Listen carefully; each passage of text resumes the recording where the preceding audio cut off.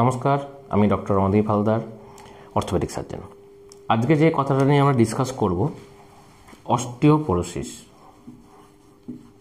খুব কমন জিনিস, হামেশাই ম্যাক্সিমাম মানুষ শোনেন অস্টিওপোরোসিস। সেটা কি জিনিস, কেন হয়, কাদের ক্ষেত্রে বেশি হয়, তার থেকে প্রতিকার কী, এর জন্য কি কি রিস্ক হতে পারে এবং এটাকে সঙ্গে করে নিয়ে কি করে চলে আমরা নর্মাল লাইফস্টাইল, হেলদি লাইফস্টাইল চালাতে পারি। অস্টিওপোরোসিস মানে হচ্ছে আমাদের বোন মিনারেল ডেনসিটি, যেটা বিএমডি স্কোরিং করা হয়, তার জন্য সেখানে যে টি স্কোর করা হয়, তখন যখন দেখা যায় যে -2.5 বা তার থেকে নিচে আছে, তো তখন তাকে আমরা বলি অস্টিওপোরোটিক তিনি। কি হয়, আমাদের যে ক্যালসিয়াম ভিটামিন ডি যে ঘনত্ব, তার জন্য যেটা আমাদের বোন মিনারেলাইজেশন পার্টটা থাকে, সেখানে যতটা বন্ডিং থাকার কথা, সেই বন্ডিংটা ঠিকঠাক করে হয় না। তো বিভিন্ন জায়গায় তখন গ্যাপিং সিস্টেম হয়ে যায়, যার ফলে তারা দুর্বল হয়ে যায় এবং অনেক ভঙ্গুর হয়ে যায়। তো সেই জিনিসটাকে বলা হয় অস্টিওপোরোসিস। তো সেটা যে কোনো হাড়ের ক্ষেত্রে হতে পারে, কিন্তু সবথেকে বেশি অ্যাফেক্টেড পার্ট থাকে হচ্ছে আমাদের স্পাইন আর হিপ জয়েন্ট।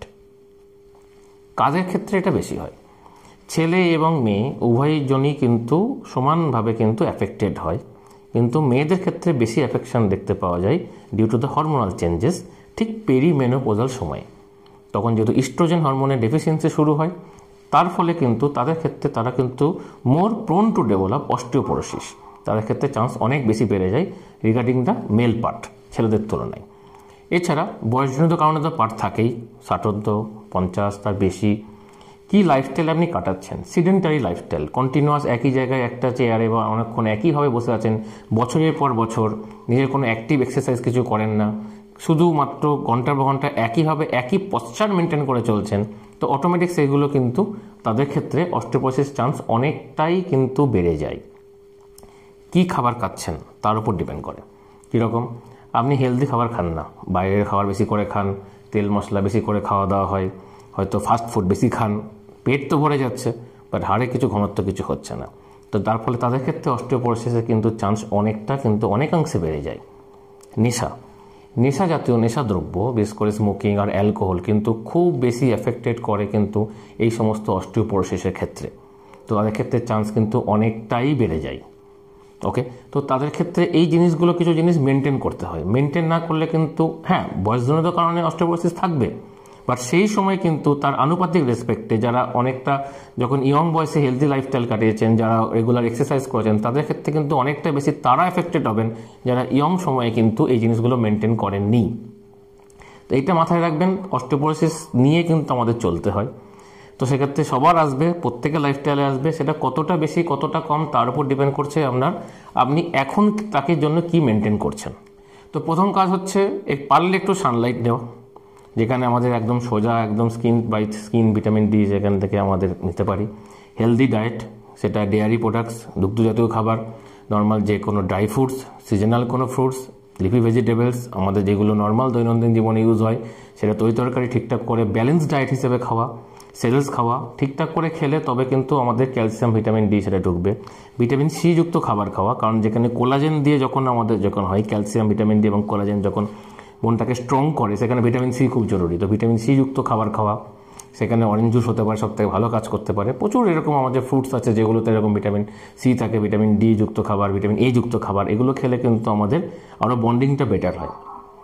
একটু হাঁটাচলা করা, একটু ব্রিস্ক ওয়াকিং করা, একটু জগিং করা, রানিং, সুইমিং, যে কোনো কিছুর মধ্যে একটা ফিজিক্যাল অ্যাক্টিভিটির মধ্যে রাখা, যাতে per day at least 30 to 40 minutes যাতে আপনি নিজের জন্য সেইটা করতে পারেন, তাতে মাসেল টোন ঠিক থাকে, মাসেল পাওয়ার ঠিক থাকে, তারপরে জয়েন্ট প্রিভেনশন পার্টটা বেশি হয়, জয়েন্টের উপর বেশি প্রেশারটা পড়ে না। লাইফ লং যখন এটা করা যায়, তখন তাদের ক্ষেত্রে অটোমেটিক অস্টিওপোরোসিস হলেও তার চান্স কিন্তু অনেকটা কমে যায় তার সিমটোম্যাটিক প্রকোপ থেকে। তো সেক্ষেত্রে এই জিনিসটাকে মাথায় রাখতে হবে। তো হেলদি লাইফস্টাইল, রেগুলার এক্সারসাইজ করা, ঠিকঠাক করে ডায়েট খাবার খাওয়া এবং অনেক কিছু মেনটেন করা, তাতে কিন্তু আপনি অস্টিওপোরোসিস থেকে অনেকটা দূরে থাকতে পারেন, বিশেষ করে তার সিমটম থেকে। তো এটা যেন মাথায় থাকে যে এই জিনিসগুলো আমরা ইয়ং জেনারেশন থেকে শুরু করব, যাতে ভবিষ্যতে আমাদের এগুলো কোনো প্রবলেমে পড়তে না হয়। কারণ অস্টিওপোরোসিসের ক্ষেত্রে মোস্ট কমন পার্ট থাকে যেটা আমাদের স্পাইন বা হিপ, সেখানে কিন্তু একটা ফ্র্যাকচার হওয়ার প্রবণতা অনেকাংশে বেড়ে যায়। খুব দেখবেন বাড়ির যারা বয়স্ক আছেন, হঠাৎ করে বলে আমি বসেছিলাম, হুট করে উঠতে গেলাম, পাশ ফিরতে গেলাম, একটা আওয়াজ হলো কট করে, আর আমি দাঁড়াতে পারছি না, পা তুলতে পারছি না। তো হয় হিপ বা স্পাইন কোনো জায়গায় এফেক্টেড হয়েছে, কারণ তার আগে থেকে উনি অলরেডি অস্টিওপোরোসিস ছিলেন, তার জন্য কোনো ট্রিটমেন্ট ওনার করা হয়নি, শুধু কটা ব্যথার ওষুধ খেয়েছি যখন ব্যথা হয়েছে। কারণ অস্টিওপোরোসিসের ক্ষেত্রে একটা লেথার্জি ভাব, একটা মুড এলিভেশন, মুড ডিপ্রেশন, সবসময় একটা মুড ফ্লাকচুয়েশন, একটা লেথার্জি পার্ট সবসময় পার্ট থাকেই দেখবেন, যেহেতু বিশেষ করে মেয়েদের ক্ষেত্রে যেহেতু ইস্ট্রোজেন হরমোন ডেফিসিয়েন্সি হয় পোস্ট মেনোপজালের পর থেকে। তো এই জিনিসটাকে দেখতে গেলে প্রথম এক পার্ট থেকেই যতটা মেনটেন করা যায় ততটা সুবিধা। কারণ এটার অস্টিওপোরোসিস ট্রিটমেন্ট যখনই আপনি বিএমডি স্কোরিং করছেন, যখনই দেখলেন টি স্কোর কনফার্ম হয়ে গেলেন, তখন সেক্ষেত্রে হচ্ছে ড্রাগ অফ চয়েস হচ্ছে বিসফসফোনেটস, সেটা ইউজ করতেই লাগে।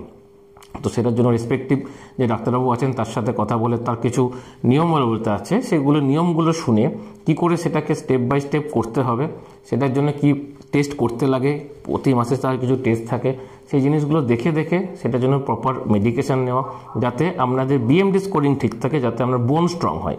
যত বোন স্ট্রং হবে তত কিন্তু এই রিস্ক ফ্যাক্টর থেকে কিন্তু আপনি কম থাকবেন।